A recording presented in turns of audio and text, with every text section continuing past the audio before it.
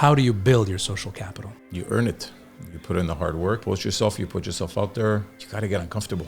Oh, yeah. You got to get uncomfortable. The first time I got in front of a camera, I wanted to shoot myself. I remember the first time I filmed a video, I couldn't get by. Hi, this is Steve.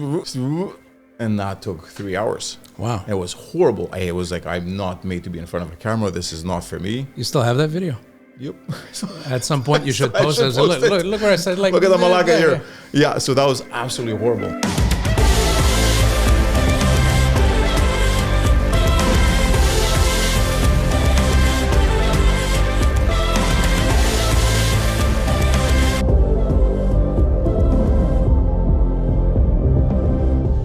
Before starting, I think it's important to highlight the people who help you make things happen. Suna Films Media is the team that I work with for this podcast, this iteration of The Broker's Desk here at the Mount Stephen Hotel. And it's a pleasure to have you, my friend Steve. What's Pleasure to be here. From the Circle. And so we're going to talk about the circle of life. This podcast will be interrupted by the delivery of a Negroni. And in the meantime, salute, because this is one of the last interviews of a marathon of awesome conversations. Cheers, my friend. To everybody. Cheers, guys. And cheers to you. Ça c'est bon. Steve, we've been in business for a long time. We've been in real estate. We've been alive. We've seen things. We've done things. Been around the block. A few times. Yeah, a few times. Around the block, through the block, in the block, at the block. That's where the guys used to go have cigarettes, at the blocks. You started a movement, I'm going to say, and I guess it's representative of your logo, the Circle. What is it exactly that you do? So we try and provide salespeople, whether they're in real estate or not, anybody that basically has a need to cold call with an environment where we'll help you with your accountability, your consistency, and we also want to surround you with people that are like-minded because we know you are the sum of who you hang out with. Absolutely. So we wanted to create a place where, to be honest with you, I did it so I can hang out with the type of people that I want to become. So I told myself, what's the best way to do it? So let's create an environment for them, and I'll just put myself right in the middle. Sure. So that's what we're doing. Well, that's a smart way of doing it. Right now, it's a type of co-working environment. Yes. Desk rental, coachings, this and that. Yes. You're looking to, I guess, and I won't even say transform, maybe evolve, maybe evolve. We knew we would be evolving. Yeah, we knew we would be evolving from last year. Keeps moving forward. Absolutely. What maybe would be a new iteration of what the Circle would provide, and before that, what is it? Is it that it's gonna ask of its members? Like, what are you looking for? We're going to be looking for agents with more 5 to 10 years of experience. We'll still be doing new agents, but we'll be putting it through a 90-day program where they're going to learn the systems, learn the methodology, the scripts, learn how to work, basically. Learn how to work. So that'll be one program, and then we'll have the agents who are already doing business, who just want to take it to the next level, who are looking for consistency, and that'll be a different level that we're doing for them. So maybe, but it is more exclusive. We don't want to just let anybody in. No, I don't want to be an agency where you give me a check and you're in. This is not what we want to do. We want to pass an interview. You're the right fit. We're the right fit for you too. It has to work both ways. Plus, if we're trying to create an environment where everybody's collaborating, one bad seat can destroy the entire place. Absolutely. So the open door policy doesn't work for us. Okay. It's come in, you pass an interview, and we have to. A little bit more exclusive. You're you're not hiring, you're choosing. In other words, you're building a team. Exactly. And you're absolutely right. We are, and somehow the sum of our parts and the sum of who we hang out with. You've been in business now for what? 20 years at least in different iterations. Oh, in sales, yes, all my life. And I'm gonna announce something that's a shocker. Nobody's gonna believe me, but this fucking guy is almost 50 years old. 49 in February. 49. 49. So, yes, and 39. No filter. This is all natural. But no Botox. In spite of your not yet, but I can refer you to someone. In spite of your youthful appearance. What is it, if you had the chance to go back, let's say 20 years, to the 30-year-old you, because we had a lot of 30-year-old guys, entrepreneurs here, guys and girls. If you can tell yourself one thing that you feel would be the most significant, that would be the most impactful to a 30-year-old Steve, what would you tell him? Pick one thing and stick to it. Get good at one thing as opposed to, what's he doing? What's he doing? And switch, and switch, and switch, and switch. And then in 10 years, when you're 40, you haven't mastered anything. Jack of all trades, master of none. Exactly. Okay, so it's good to know about stuff, but pick a road and stick to it. Master it. Okay, and where do you see yourself in 10 years? At almost 60. Wow. What does your life look like at 60? 60? That's 20 years from now. Oh, no. Shit, it's true. 10. Yeah. Newsflash. That's in 11 years. 11 years, 60 years old. But the 60 today is the 40 of yesteryear. And I say that because my girlfriend's 27 and, 28? Okay, 28. So I've convinced her that the 60 will be the same as 40. Same age. I got to live up to it. Yeah. Okay, so where do you see yourself at 60 years old? What does your life look like? There's cercles everywhere. That's one thing we're doing. But for me, I really want to grow it. And I want to go to the next level. And I want to break boundaries. I want to change the industry. And I know there's so much we can do. But I want to have 100 offices in 10 years. Easily. 100 offices? 100 offices, yeah. If we can be all over North America, I'd love that. And I think if it works, like once we prove our model, once it works, it works. The circle, is not exclusively, so far as I understand, the vision is not exclusively for real estate professionals. Sales professionals. Yes. And anybody who has something to offer in trade of something for money is in sales, regardless how there's no way to go around it, no matter which way you slice the pie. Yes. And I love to hear people, and you know what, I've been a victim of this as well. Not a victim, rather, I would say, guilty of it. I'm not a salesperson. I'm a consultant. I'm an advisor. Fuck off. You sell something. You're a selling buddy. You're not screwing anybody. Yeah. There's value, but value for money. We don't do this for free. Exactly. You need to sell. You need to know how to sell. And regardless the industry, there are people who can teach you to sell yourself better. Absolutely. How do you sell yourself? Be honest. See the truth. I know what I can deliver. I know what I'm good at. I know what I'm not good at. Don't lie. If I don't know, I'm going to tell you. I'll get you the answers. So I think my strength is that I did become good at one specific thing. I do it well. I keep practicing it. I keep trying to hone my skills. And I never lie to my clients. I'll always tell them the truth. So whether you like it or not, you deserve it. I always tell the truth, even when I lie. Even when I lie. Yeah. Awesome. Yeah, I think that transparency, integrity, and definitely an honest approach, it's one of the top things. I mean, there's such a, how can I put it, a certain stigma around salespeople that they're out to screw you out of your money. But the minute that you can show integrity, that you can convey this honesty, already it sets the stage, one, to work with certain type of people and to attract certain type of people and to eliminate another type of person. What are some of the challenges that you're facing now?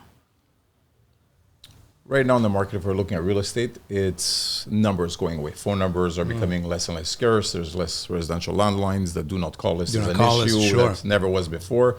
So now it's what else can we find them to call? What other avenues can we get them to generate leads for them to be able to continue to cold call? So that's the biggest challenge right now in this market for us is how can we find them more phone numbers? You think there's going to be a time where cold calling is just not going to be an option? No. Look, whether you buy leads, whether you get a referral, at some point you got to pick up the phone and talk to the person. That's not going away.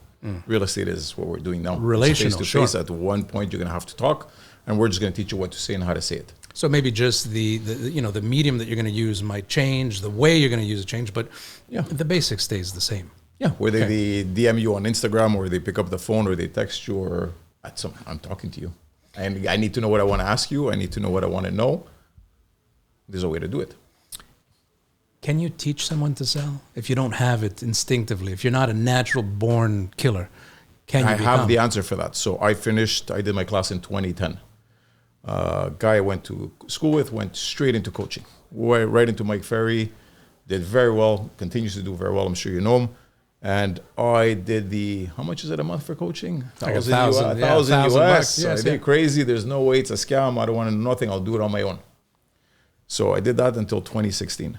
In 2016, I got into coaching, tripled my business in a year. So that $12,000 US a year times 6. There you go. How much did I lose? What you don't know, what you don't know. Exactly. It's never too late to do the right thing. Exactly. I think it's important to convey the message of the value of investing in yourself. Absolutely. It's never too late to do it. It's never too early to do it. And I think it's something that's for life. I have mentors. I mentor people. I think the business that you're creating is such a necessity because what is taught in school academically and what is on the field is two worlds apart. Absolutely. And you need somebody who's been through the trenches, who knows the good, the bad, the ugly, and can condense that to what can the person do today and then hold them accountable. Absolutely. The way I see it in building that type of team, there's going to be a stream of three types of people that are going to come in. The people that are going to come in, they're going to pick it up, they're going to learn, they're going to fly, and they're going to say, well, I don't need this anymore. And then there's the people who are going to come in, they're going to learn, they're not going to apply, and say, fuck, this is no good. And then there's the people who are going to continually see the value, want to renew themselves, and understand that this is for life. What are some of the goals that you want to hit? You say you want to hit 100 offices in 10 years. Obviously not locally. You can't open 100 offices in Laval or whatever. No. So we're talking about national, maybe international. Yes. What agency? Are you going to affiliate with a specific agency, or is this something separate from a real estate agency? Separate from a real estate agency. Completely separate. We're open to every and any agency, but again, not in real estate. So it we're not exclusive to any agencies whatsoever. Okay. Yeah. Right now you have an office that's in Montreal, in Saint-Laurent. Ville Saint-Laurent. Ville Saint-Laurent. Yeah. You're looking at expanding in different places. What's the next place you're looking to expand? Maybe Laval. Oh, yeah, look at that. Maybe Ottawa too. Maybe, Ottawa. I have a good guy in Ottawa. How much do you value your social capital? What do you mean by social capital? Good question. And thank you for asking me because it gives me a chance to clarify it. The value in your contacts, your connections, not just who you know, but who knows you. How important is that? It's the most important thing. Yeah. Who knows you is more important than who do you know. Sure. Yeah, having them call you versus you calling them is a completely different conversation. How do you build your social capital? You earn it. You put in the hard work. You post yourself. You put yourself out there. You got to get uncomfortable. Oh, yeah. You got to get uncomfortable. The first time I got in front of a camera, I wanted to shoot myself. I remember the first time I filmed a video, I couldn't get by. Hi, this is Steve.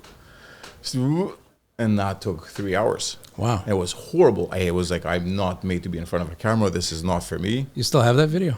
Yep.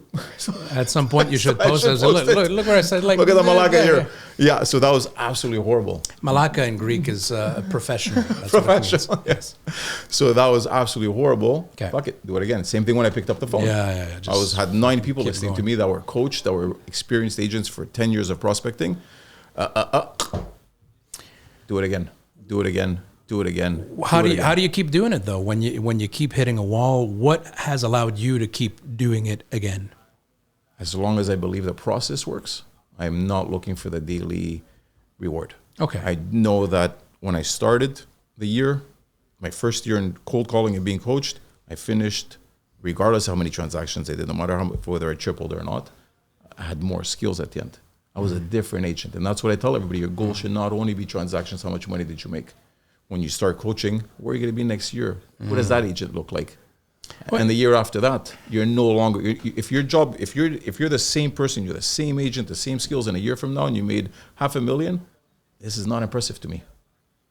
Well, and always how much they make at the top needs to be reflected at the bottom. Conversation that we have, absolutely. And I think to shine a light that forget about the trophy, forget about the standing, forget about the check that you're holding. How are you spending it? How are you investing it? Who are you surrounding yourself with? What are you doing with? Exactly. And that's all fine and good. And you seem to me a very well-rounded businessman and sales professional. Who are you as a man? You've got kids? I have a 9-year-old daughter. What's her name? Alina. Very nice. Love of my life. Yeah, absolutely. What is it that you do with Alina? What is it that you want for Alina? What do I want for Alina? I want Alina to have the know-how to know who to surround herself with, what to put in her head, what to keep out of her head, all the stuff we weren't taught, all the stuff that wasn't accessible. There's too much information now. We went from not having information to being overloaded. So let's fine-tune it and just showing her, Daddy goes to work at 5, Daddy comes home late, but I'm doing the hard work, but the results are coming. And I want her to show that you earn it. Yeah. There's nothing's falling in the sky. There's no instant accident. And she sees it. She saw Lisa come from an idea to where it is now, and now maybe Laval, maybe Ottawa, we're growing. So, do you take her with you sometimes? All the time. Awesome. That's one of the best things. Whenever I can, I bring her on appointments with me all the time, just to be exposed to the conversation. Sure. Just to sit there and like, oh, this is what people do. It's different. I've found that with my kids, the best way that I can influence them is not by what I say, but by what I do. Exactly. And I think that's the same also when leading a team, when having associates. You can lead or you can manage. You got to pick one. Yeah. You know, and if you're managing, it's really hard to be inspirational. Yes. But I think it's the same with my kids. And, you know, a bit like you, I strongly believe in leading by example, in surrounding them with people, with mentors. My kids have their own mentors. Because, look, I mean, at the end of the day, I was given what I was given by my parents, whatever it is that they were able to do. Of course. But I feel that the responsibility is to do better. Of course. Yeah? Level up. Level up. I like to sort of wrap the interviews with a little message for posterity and for you to be able to speak to Steve in 10 years, believe it or not, almost at 60 years old. Does Cynthia know how old you are? No. Okay, I'm not going to tell her. 39. 30. How you doing? Surprise. I saw your Tinder profile, motherfucker. Okay, let's bring it back. Is that where we met? You too? Damn. I want you to look at the camera, and in a moment of seriousness, I want you to speak to Steve in 10 years. And what are some of the things that you touched on, some of the things that you want to hit? What's really important to you? Family, health, finance, some of the accomplishments. You're going to echo back this, you know, to yourself in 10 years from now. So go ahead. 10 years from now, what I want to tell myself 10 years coming back today. Good job for sticking to it. Being an entrepreneur, everybody has this illusion that it's easy and I don't want to work weekends. I don't want to work nights. Tell you. Good for you for sticking to it. And hard work pays off. Vision pays off. Dedication, persistence, and discipline pays off. Good job with your family. Good job with your kids. And keep growing, keep pushing. You did the right thing. Awesome. Yeah. Steve, ευχαριστώ πολύ. Παρακαλώ, my friend. Very good. I know that, and I know σε όλες τις γυναίκες που αγάπησα πριν. To all the girls I've loved before. Fucking, fouille-moi pourquoi. Steve, for more, you know, I think it's great that we're working together, that we're sort of building together. I have a saying, well, I didn't invent it, but I like to say it, that the rising tide lifts all ships. And so by surrounding ourselves with people who have that common vision, that have that common goal, we can do more. We're going to be at the Elevate conference with Seboujan. Yep. We're connecting with a lot of the same people, and I'm really excited about all the new things that we're going to be doing. Absolutely. And more to come. So cheers. Thank you, my friend. Thank you, guys. Thank you. We're coming, again, I say it and I say it and I say it again, be grateful for the people who allow you to do things the way you want, and sometimes who tell you things that you don't necessarily want to hear. That's important. Don't just surround yourself with yes men and women. I think it's important to surround yourself with people that you can look up to, that lift your lid. So, you know, it's a river that flows. Yeah. You're in a position to pour down into people, but you need to be poured into. Absolutely. And I think it's these relationships that create a dynamic. Yeah. And just, again, grateful to have met you through Cynthia and through everything that we're doing and that we're going to do. Absolutely, brother. All right, guys. Thank you, guys. Stay tuned for more.